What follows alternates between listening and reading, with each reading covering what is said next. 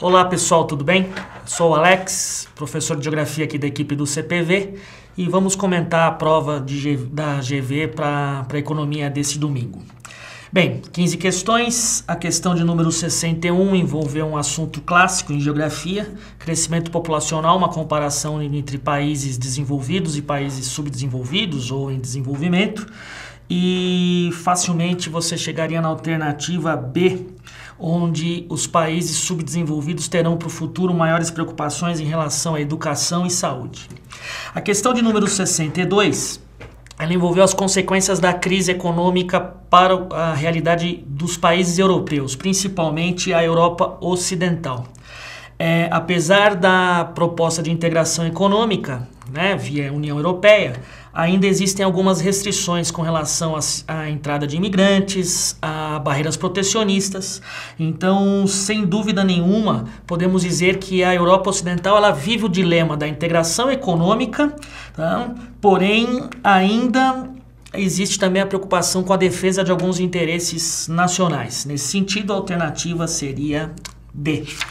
A questão de número 63 é uma questão que envolveu praticamente fontes de energia, ou o atual momento do processo de globalização e as consequências, vamos dizer assim, de uma terceira revolução industrial que necessitam, vamos dizer assim, de algumas mudanças, algumas inovações tecnológicas, principalmente no que diz respeito à ampliação de novas formas de energia. Eram 3 frases e podemos concluir que com a consolidação da terceira revolução industrial, para o futuro nós teremos aí uma diminuição do debate em torno da necessidade dos combustíveis fósseis. As fontes renováveis, essas são, sem dúvida nenhuma, a grande alternativa para o mundo, pelo menos para o processo de industrialização do mundo atual, ok? Então, nesse sentido, as frases corretas são a 1, a 3, e você chegaria na alternativa, então, na alternativa C, ok? A questão 64, uma questão que apresenta um mapa do norte da África, junto com os países do Oriente Médio. É uma questão, então, sobre o mundo árabe. E das informações apresentadas, você chegaria à conclusão que, apesar desses países apresentarem a mesma religião, existem muitas divergências com relação à postura de alguns países, entre divergências políticas, de guerras entre países. Podemos citar o caso aí do conflito Irã-Iraque nos anos 80, ou ainda a guerra do Golfo, onde o Iraque invadiu o Kuwait. Então, apesar da aparente unidade representada pela religião, o islamismo, as divergências existem. Consequentemente, chegaríamos então à alternativa C, ok? A questão de número 65 é uma questão envolvendo a realidade econômica da Rússia. Um país emergente, mas que apresenta gravíssimos problemas com relação à demografia e aspectos sociais. Então, facilmente você chegaria na alternativa B, lembrando que a Rússia, apesar da consolidação nessa transição do sistema socialista para o sistema capitalista, existem problemas econômicos ainda, ok? A questão de número 66, ela apresentava para a gente um mapa da Europa e com as isolinhas, e eles perguntavam justamente as áreas, o que essas isolinhas indicavam. Facilmente você chegaria à conclusão que esse mapa mostra para a gente os níveis de chuva ácidas na Europa Ocidental, que realmente são altos nos últimos anos. A questão de número 67, ela apresentava para a gente um gráfico sobre crescimento populacional em vários nos continentes, e você chegaria à conclusão, então, que duas frases dessa questão são corretas, e facilmente você chegaria talvez aí na alternativa D, ok? A questão número 68 sobre política de transportes no Brasil, um assunto clássico nas provas, e diz respeito especificamente às ferrovias. Apesar do transporte rodoviário representar a base da matriz de transportes no Brasil, nos últimos anos existe um incentivo do governo em, pelo menos, desenvolver um pouco mais as ferrovias e as hidrovias. Nesse caso, você teria que lembrar né, o aumento da participação das ferrovias na matriz de transportes, ok? Alternativa D. A questão de número 69, tá? Essa talvez a questão onde o aluno precisava de um pouco mais de atenção, tá? O nível de detalhe aqui foi muito grande. Foi apresentado um texto a respeito da MP 458, né? uma medida provisória polêmica nos últimos meses aí da realidade do Brasil, né? E, na verdade, tínhamos 4 frases apresentadas e você tinha que praticamente entender qual era o argumento apresentado. A grande polêmica nessa medida provisória era o choque entre ambientalistas e ruralistas. É importante que você tenha a noção que, para os ruralistas, a regulamentação das posses, né, das terras, como foi indicado na medida, tá, para os ruralistas, se essa regularização for feita, tá, ou melhor, se ela não for realizada, o desenvolvimento da região fica comprometido.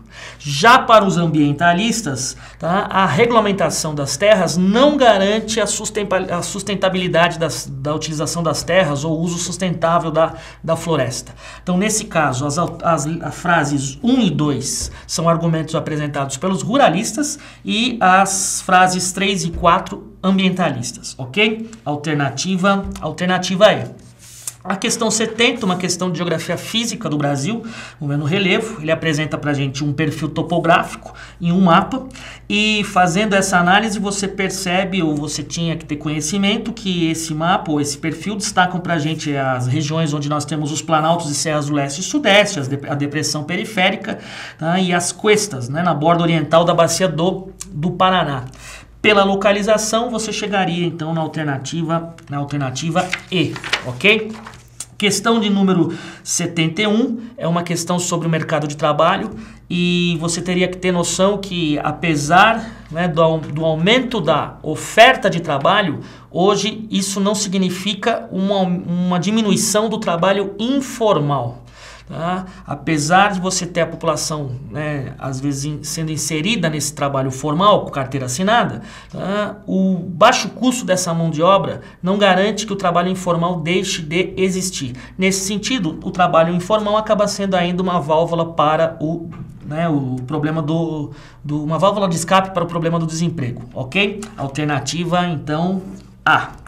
A questão 72, uma questão clássica, falando do processo de desertificação no Nordeste, né?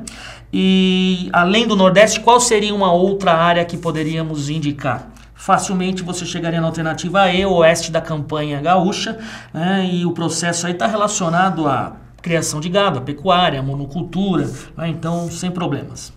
A questão 73, uma questão que apresenta um gráfico sobre a indústria brasileira, ou melhor, sobre o perfil das exportações da indústria brasileira.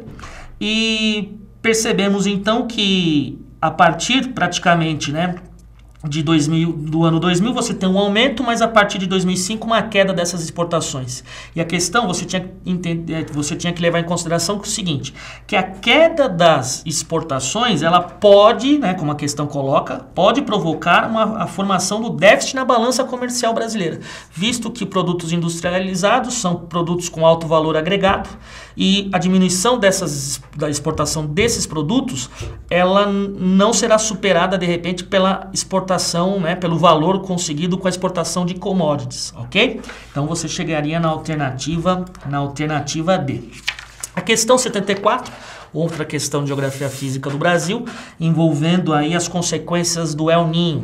O El Niño, fenômeno caracterizado, né, pelo aquecimento das águas do Pacífico Equatorial, e as consequências, né, ou pelo menos das alternativas apresentadas, a principal consequência do El Niño para o território brasileiro seria o aumento das chuvas e das temperaturas na região sul, principalmente aí durante, né, o período do inverno, ok? Então, alternativa A.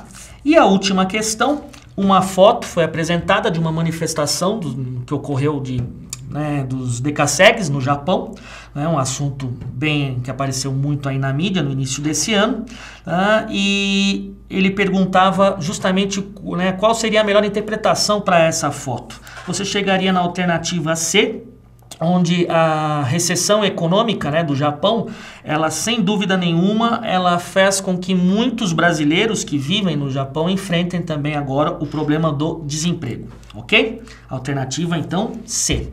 Bem, espero que você tenha tido sucesso nessa prova. É uma prova que abordou praticamente os assuntos clássicos, porém vale a pena ressaltar que praticamente 2 questões, o nível de detalhamento, né, seria um pouquinho mais cobrado do que o normal, né? O aluno teria que ter, né, muita atenção, principalmente na interpretação, mas mesmo assim eu acredito que vocês possam ter conseguido aí um ótimo desempenho, ok? Esse é o meu desejo, desejo aqui da equipe de Geografia do CPV. Tudo bem?